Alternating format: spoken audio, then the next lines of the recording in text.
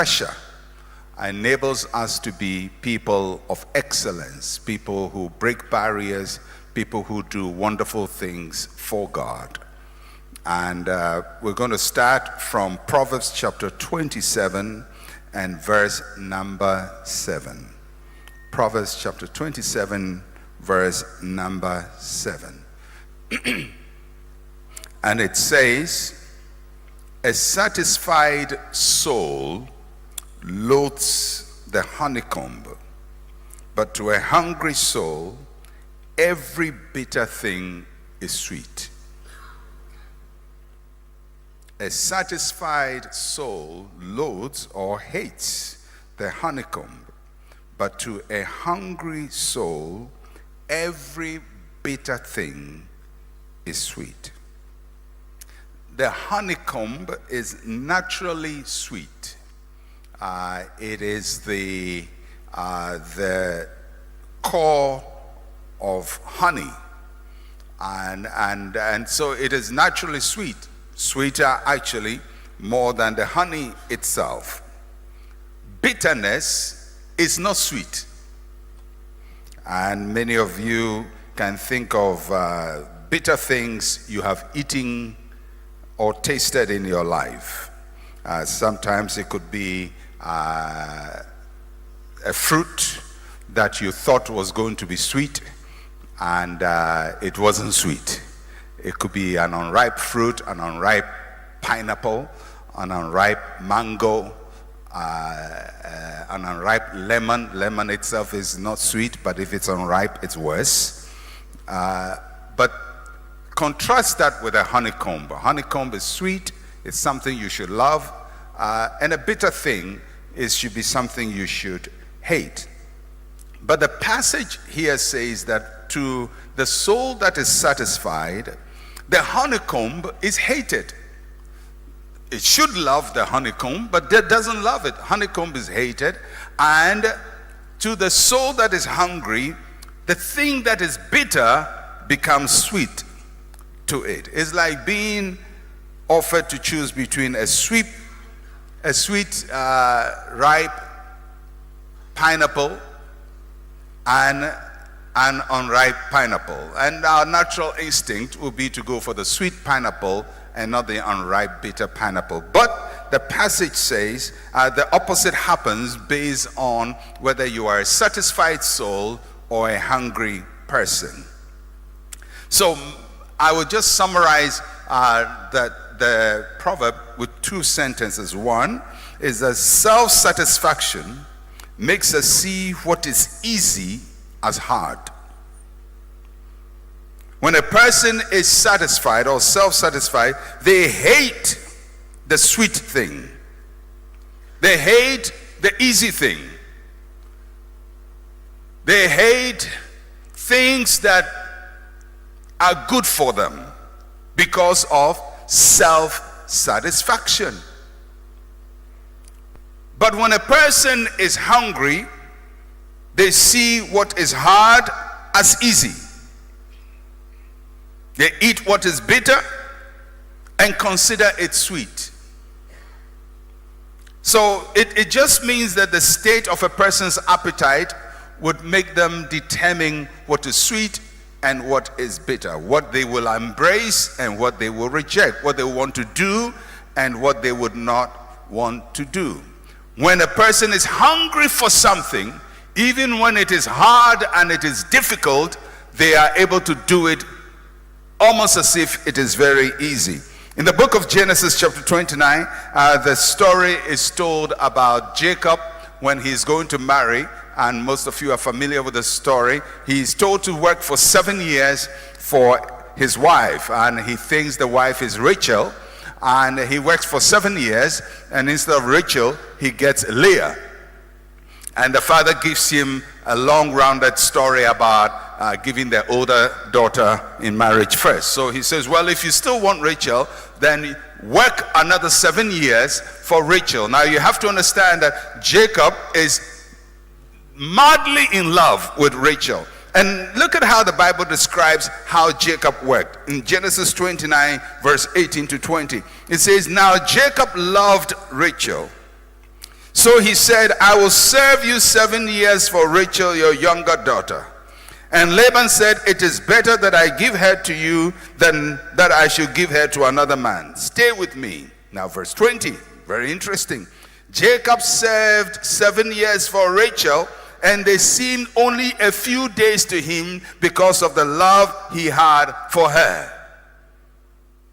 7 years seemed like a few days. Now if you saw Jacob and you said, this guy is suffering, this guy is going through difficulty, it is hard, oh, what kind of mistreatment is that? Look at what his father-in-law has done. But Jacob was singing his way through 7 years.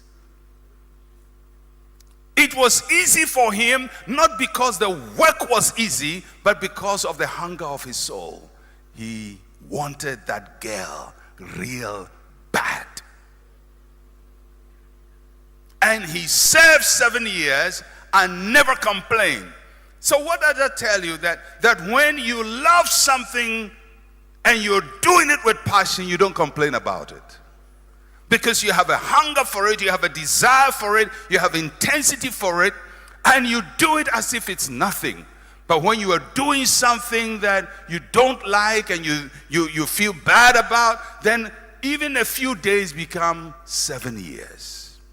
So really, what changes the way we approach our work is not the work itself, it's how we feel about the work. And that gives us an idea of what we can do to become excellent people. To become excellent people, we're definitely going to be working. But what will influence our work is whether we are satisfied souls or whether we are hungry souls. Philippians chapter 3, verse 12 to 14. The Apostle Paul is literally giving us his philosophy of life.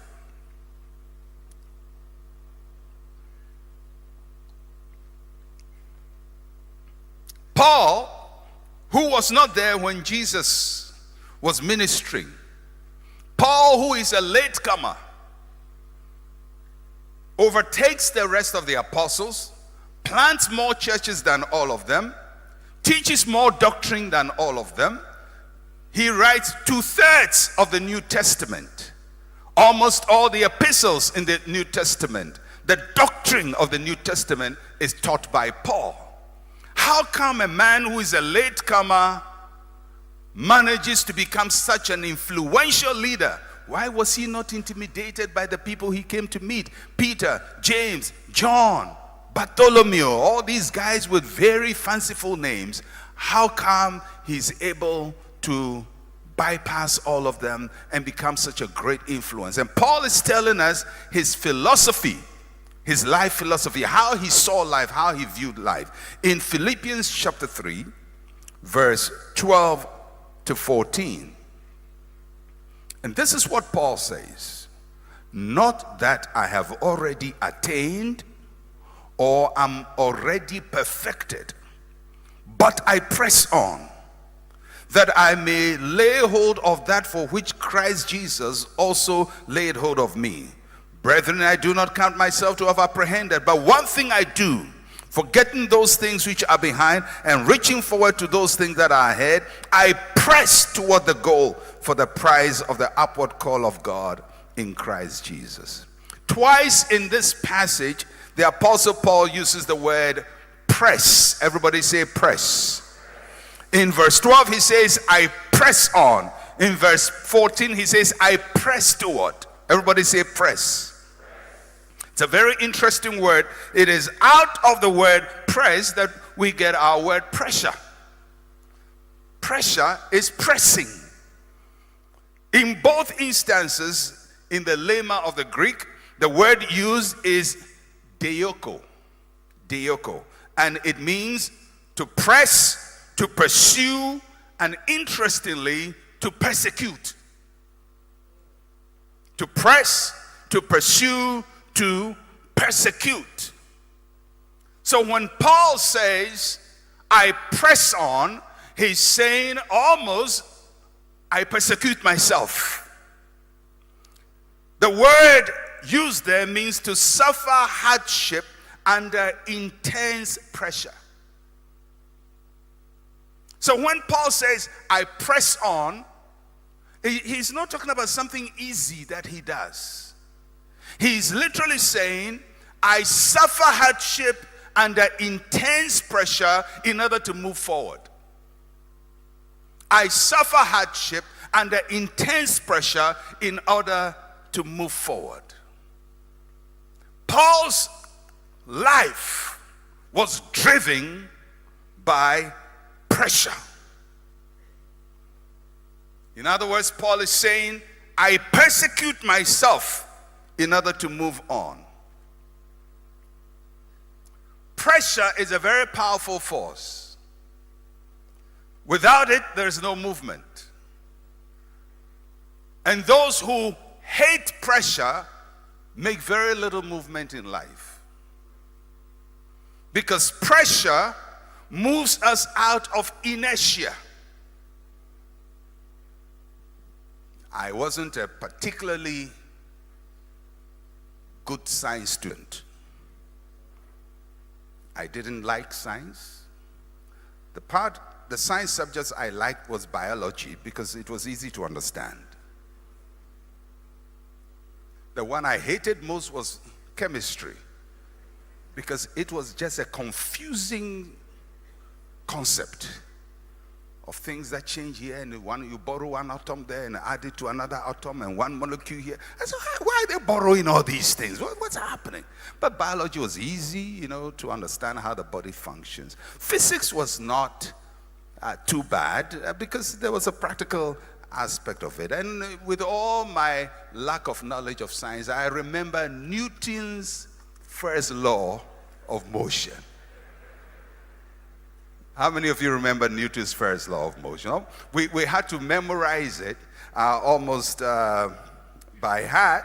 And basically, it says that in a state of inertia, an object is going to remain in the same place or continue or remain in the same pace of velocity unless force is exerted on it. Is that not so? Yeah. Clap for me. This is a pure art student trying to think in science. So basically, what Newton's law of motion, now you know that motion has to do with movement. Newton is saying that in a state of inertia, in a state of nothing happening, a thing will remain where it is. Or if it is moving, it will move at the same pace. In Fanti, we say, wah. He will move at the same pace. Unless pressure or force is applied. So when you see a person who is stuck in one place, or person moving wah, you know that this person has refused pressure. Because if you're going to move, there has to be pressure. Everybody say pressure. Paul says, that is how I move. I press on. In the ancient world, the first concept of a press was the wine press. The wine press was what was used to produce wine. And what did the wine press do? The wine press would take grapes and they had a system that continued to apply pressure. And what the wine press would do is that it would squeeze and squeeze and squeeze and squeeze the grapes until water came out of it. They apply the same for the olive press to create olive oil. They squeeze squeeze the fruit. In fact, it was the same mechanism that was later used by Gutenberg to make the printing press. That's why it was called the press, because it was pressing letters on paper. Press. Pressure. So, for you to move, my friend, you and I, we need pressure. If you hate pressure, you will be in one place, or your movement will be one.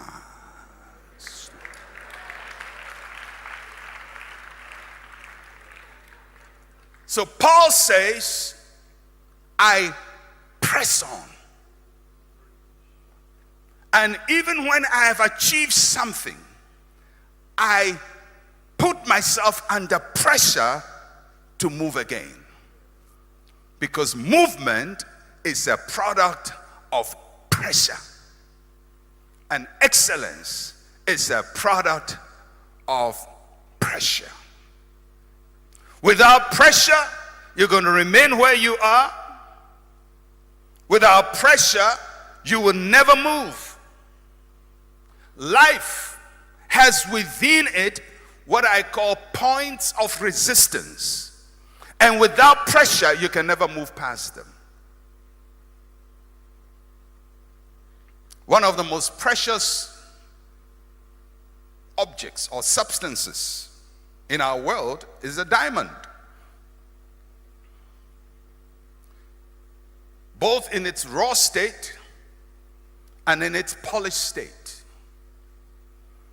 Diamonds occur under extreme pressure of temperature and atmospheric pressure. Without pressure, diamonds cannot be produced. And diamonds are cut under extreme pressure. So for the making of the diamond and the polishing of the diamond, extreme pressure is required. If you hate pressure, your life will be stuck. If pressure makes you have headaches, you can't handle it, then you can't move.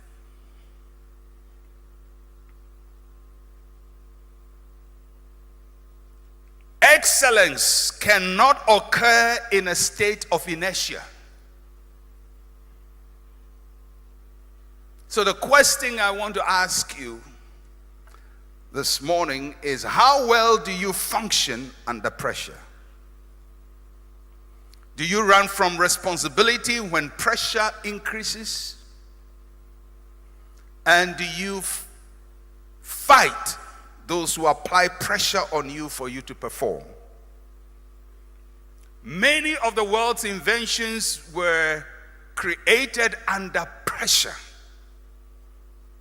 Nations and cultures that avoid pressure remain the same or move very slowly. I am convinced, without any shadow of doubt, I am convinced 100% that the critical problems of Africa are the effect of what I call cultural inertia. That is culture that is in one place and is resistant to change. Our economic problems are cultural problems. It is the culture that creates the problem. It is a people who are unwilling to allow pressure to move them. Even our religious problem, when people complain about prophets and so on, it's not a Christian problem. It's a Ghanaian cultural problem. It's African traditional religion intruding into Christianity. It's not Christianity by itself. There is something about us that is resistant to change. and we make life easy for ourselves. But if you're going to excel, we must be like Jacob. We must accept pressure and work under it as if it's nothing. Whether you're a footballer or whatever you are, everybody requires pressure. Think of any industry or any vocation, even pastoring. Without pressure, you do nothing. You will not achieve much. If a church is meeting in a small classroom and nobody puts pressure on them, in the classroom, the headmaster loves them and gives them all the access they would like, and they do decorate the classroom, paint it nice, but they will stay in a classroom. But the day they get pressure to move, they will build.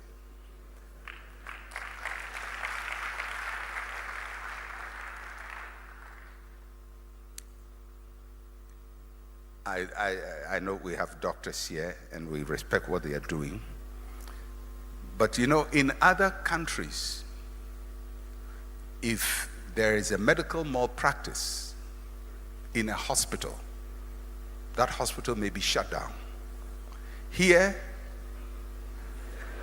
you do surgery with somebody, leave scissors and all kinds of things in your stomach. And when it is fine, say, oh, we are sorry.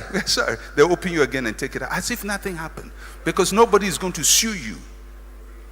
Now, suing people is hard. It's painful. But when you are sued once, you will count the scissors after every surgery. If people die in our hospitals because of bad behavior, and we hold ourselves accountable, then healthcare will improve. It's the same for pastors.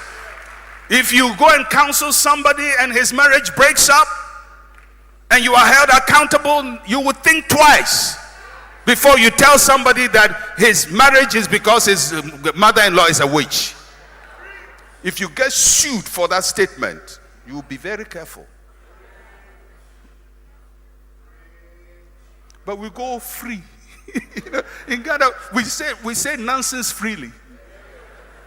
We talk rubbish freely. Nobody is held to any account. And we think it's a good thing. It's not a good thing because there's no pressure. And because there's no pressure, there's no motion.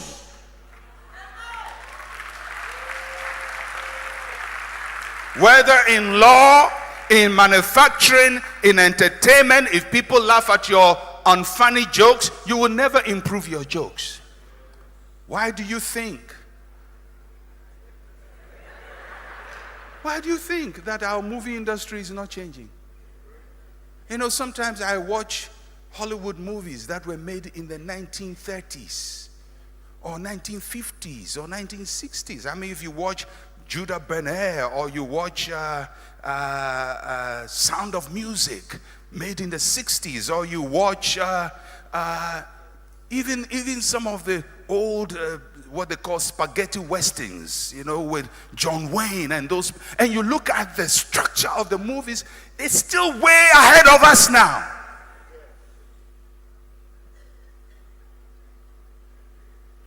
Why? It's not because we are not good actors. It's not because they're not good directors, but we accept anything. No pressure. No problem.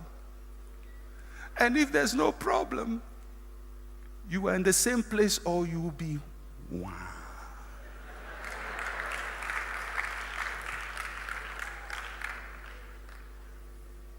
Now, normally when people put us under pressure, we hate them.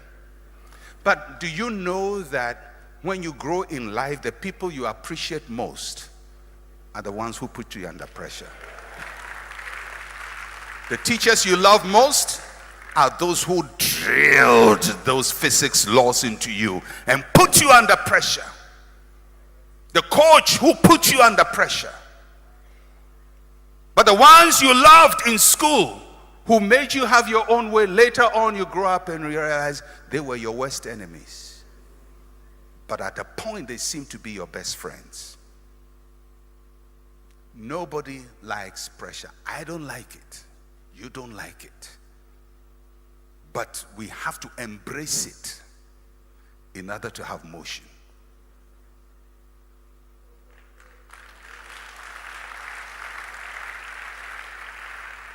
I'm not going to preach for long because we have communion, and that's one of the effects of Sunday communion. It shortens the sermon. So I'm going to continue this next week. But let me say this. Pressure proves us. Pressure proves us. The real proof of a person is seen under pressure. It can either reveal the worst in us or the best in us. But for the purposes of my teaching, I'm going to look at the positive effects of pressure. Pressure proves us. How does it do that? Pressure shows what is within us. Pressure shows what is within us. Like a tea bag in hot water, pressure reveals what is hidden inside us. When you put a tea bag in hot water, it is under pressure for its flavors to be diffused. Without pressure, nobody benefits from what is within it. I'm yet to see anybody who takes a tea bag and puts it in their mouth to eat or drink. But hot water will bring the best out of your tea. That hot water is pressure. Anyone who has dug a borehole for water experiences how pressure enables us to find water beneath dry earth.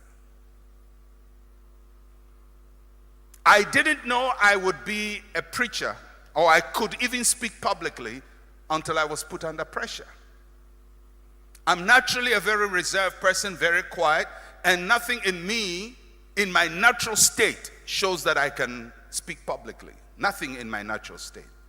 Until one day I went to a Christian fellowship, and the leader, God bless him, put me under pressure and just announced publicly to everybody, next week Brother Mensa will share something with us, and he's going to. And it's almost as if the whole earth opened.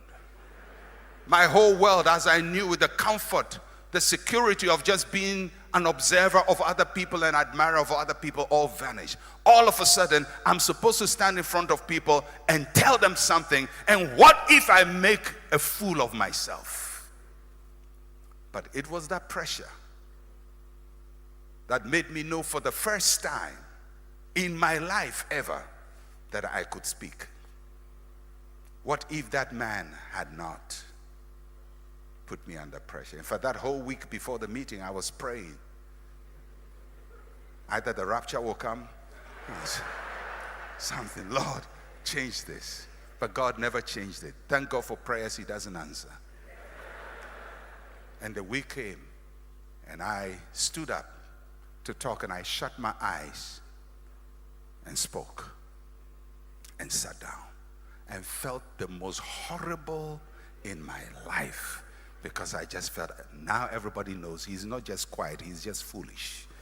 That's why he's quiet. He has nothing to say. Look, all kinds of thoughts were going through my mind, until after the meeting, people came to shake my hand. They said, we didn't know you could speak that well. We didn't know you could. And I said, wow, I didn't know myself. But what brought it out? Pressure.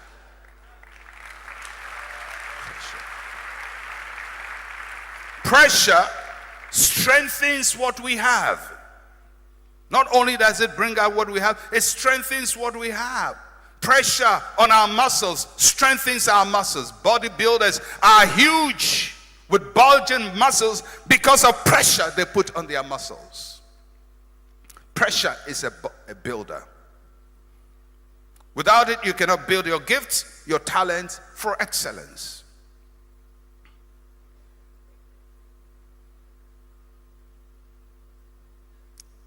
Pressure sharpens what we are doing. It sharpens you. It gives you a cutting edge. It refines gold. It sharpens knives. It helps us add value to our work. Without pressure, we'll satisfy ourselves with mediocre exploits and clap for ourselves. Be impressed with ourselves. Like we say in Ghana, we are the most hospitable people. You know, we just like to clap for ourselves. We are not hospitable, my friend. We are not hospitable one bit. We are not.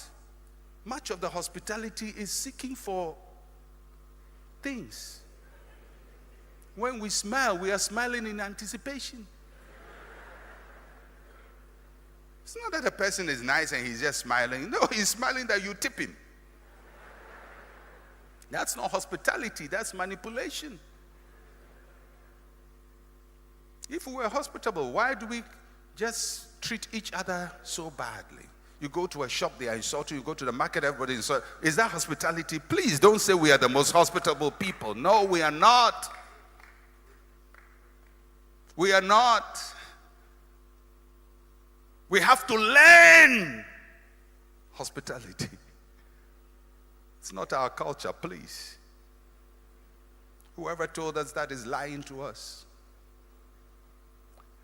Pressure stretches what we can do. It stretches what we can do. It enables us to turn something from one state to the other. Pressure changes water from liquid to gas.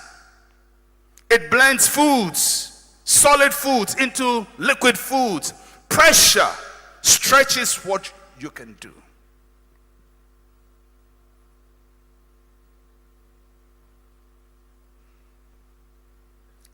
Every one of us who wants to excel, how many of you want to excel this year? I pray God will give you pressure.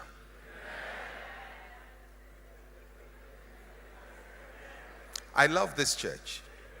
In some churches, people will say, I refuse it. But here you said amen. May God give you pressure.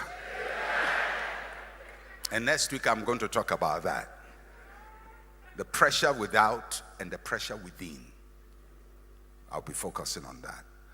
But all I can say is to excel, to accelerate, to gain motion, to move, to break resistance. Your natural state will not do it for you. Your natural state is going to say, you are okay. Why are you worrying yourself? Why are you doing all of that? You know, in Ghana, when people see you jogging, they say, why are you worrying yourself? Are you going to compete in an Olympics? No. Then why are you running every day? Because we want life to be cool. No problem. But for everything you want to achieve, and especially if you want to excel, Paul says, I put myself under intense pressure to do that. I press on. I press towards it.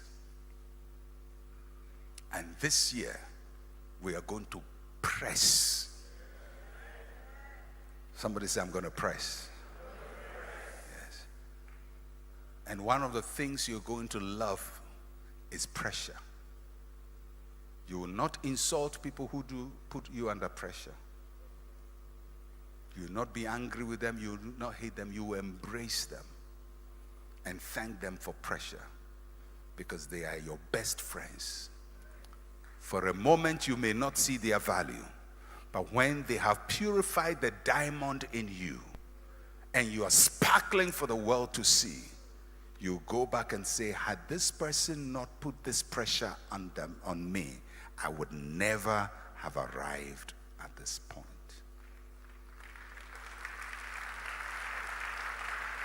And may the Lord help us, like Paul, to press on to the upward mark of Christ, to be continued next week.